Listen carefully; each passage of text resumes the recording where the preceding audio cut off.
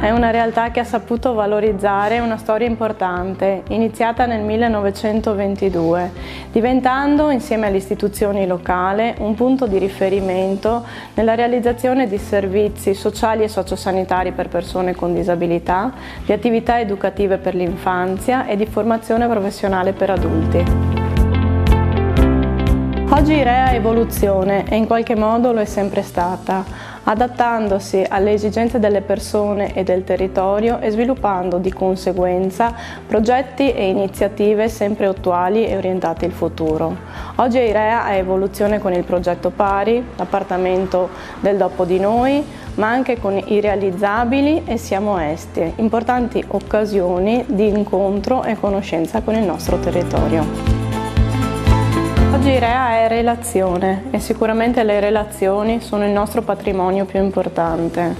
Sono le occasioni che ci permettono di trasformare gli incontri con il museo, con la città, attraverso le mostre, attraverso la partecipazione a Este in Fiore e ai numerosi eventi in cui siamo coinvolti, in opportunità di incontro e di relazione per tutti.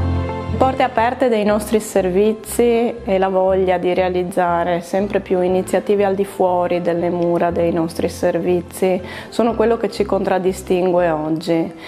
È la voglia delle persone che lavorano in Irea di stare con le persone, di generare nuove opportunità e una società più inclusiva per tutti.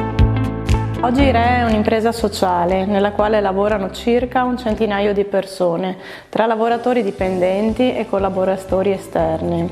È una realtà che ha 5 sedi nel nostro territorio e che nell'ultimo anno ha realizzato oltre 140 progetti per persone con disabilità, ha seguito quasi 130 bambini nei nostri servizi per l'infanzia e formato oltre 250 adulti nelle attività di formazione professionale continua e superiore. La vicinanza delle tante persone che ci sostengono, degli amici, dei volontari e delle istituzioni, ci aiuta oggi a realizzare concretamente il nostro progetto, quello di fare sì che i nostri servizi siano case tra le case e le persone che seguiamo sempre di più persone tra le persone.